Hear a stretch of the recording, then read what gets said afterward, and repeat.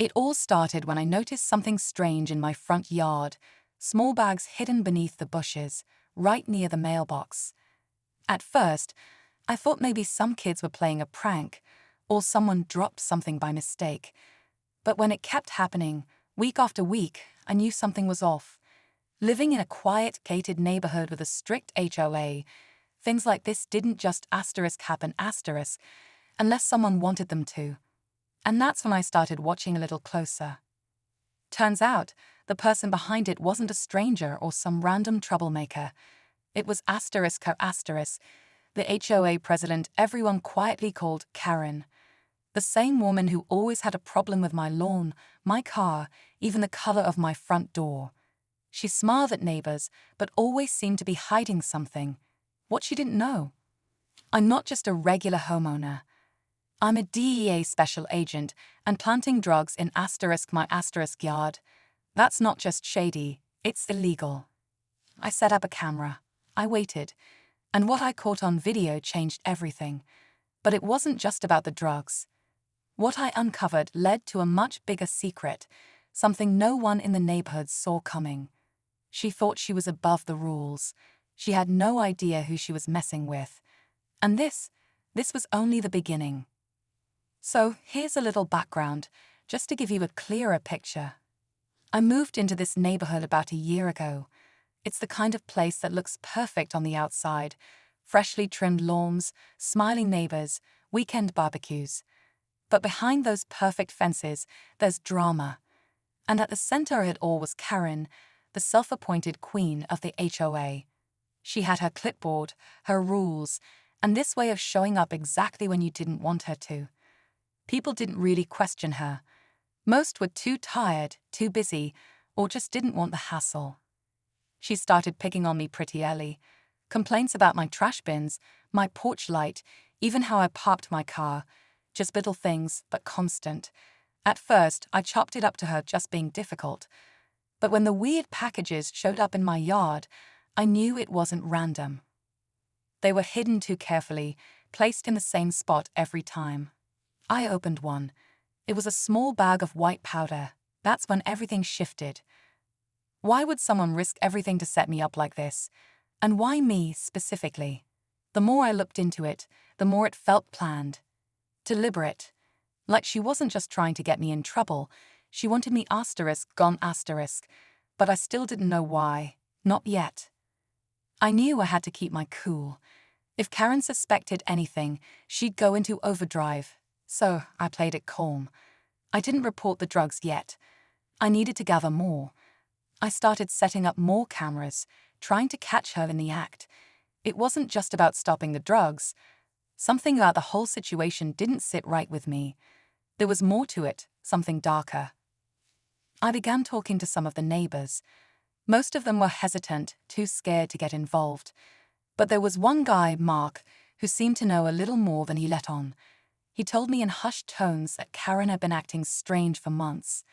She's always at those late HOA meetings, but no one knows what they're about, he said. People just think she's controlling, but I think she's hiding something bigger. Mark didn't know what, but it was enough to make me dig deeper. The more I observed Karen, the more I realized she wasn't acting like a normal HOA president. She wasn't just about enforcing petty rules. She was obsessed with control, my control. Why would someone go this far over something so small? It wasn't about lawn care. It was about power.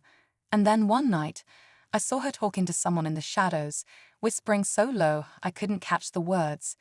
Whoever she was meeting, it wasn't a friendly chat. The tension was palpable. I couldn't let it go.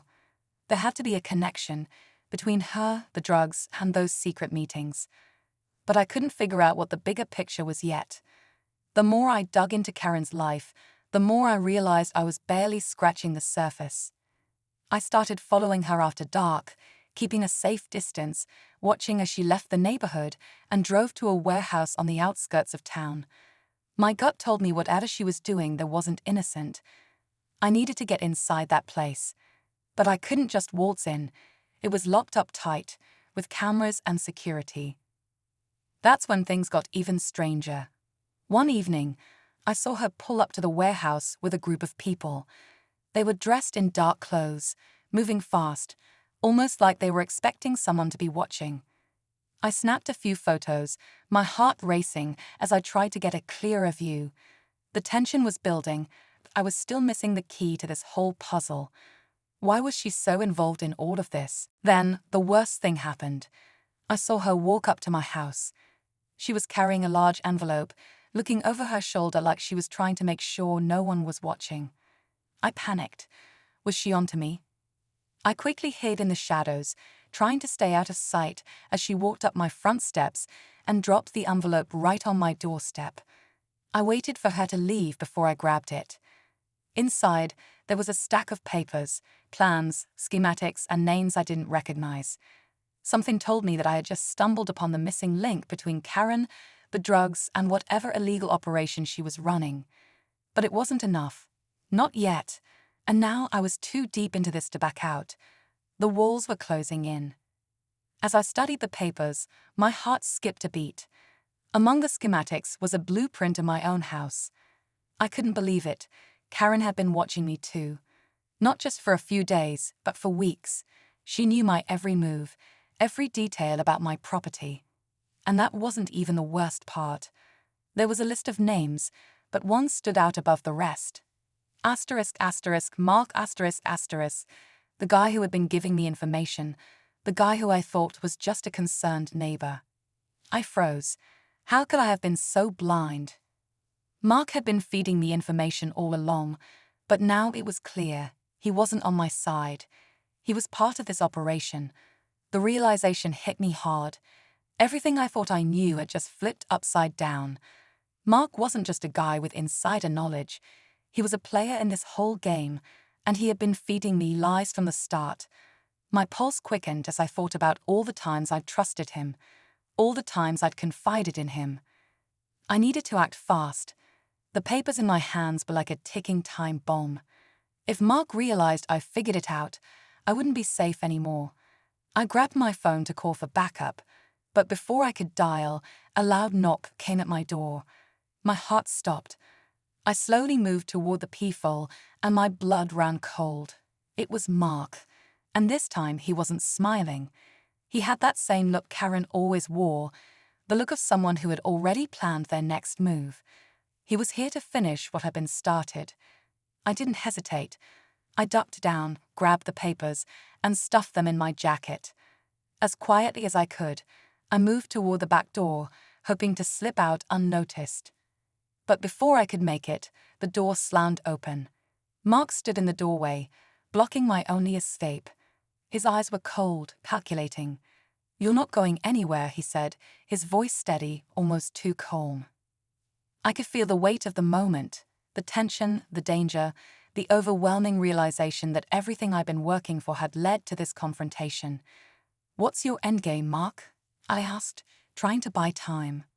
"What's your play here?" He smirked. "You really think you figured it all out, don't you? You think you've got me and Karen pinned down." He stepped closer, his voice dropping to a whisper. "You're not the only one with secrets, my friend. I've known who you are from the start. The moment you moved here, I knew you were DEA. The drugs, the meetings, the operations, all of it's been a setup, a trap." My stomach churned. This was bigger than I thought. Mark wasn't just part of Karen's operation. He had been manipulating me from the beginning. And the papers I had, they were bait. He was the one who planted them in my house. He wanted me to find them, to think I was uncovering the truth. But then, just as I thought things couldn't get worse, the door behind him creaked open again. This time, it wasn't Mark standing there. It was Karen, and she wasn't alone. She was holding a badge. A DEA badge. "You've been chasing the wrong people," she said, her voice icy. "This was never about drugs. It was about you." I froze. The twist hit me like a punch to the gut. Mark wasn't my enemy. Karen wasn't either. They were both working for *me*. My own team, my own operation, one I'd been unknowingly a part of the whole time. They had been testing me, pushing me to see how far I would go. And now I was standing at the center of a web I had no idea I was even in. "You've passed the test," Karen said, the coldness now gone from her voice. "Welcome to the team." I stood there, still in shock, as everything around me started to fall into place. The drugs, the secret meetings, the surveillance, it was all part of a larger operation, a deep cover investigation I had unknowingly been entangled in. Mark and Karen weren't the villains I'd thought them to be. They were partners, part of a mission designed to test my loyalty, my instincts, and my ability to navigate a world filled with deception. As the realization hit, Karen's face softened, and she explained everything. The HOA, the petty complaints, the drugs in my yard.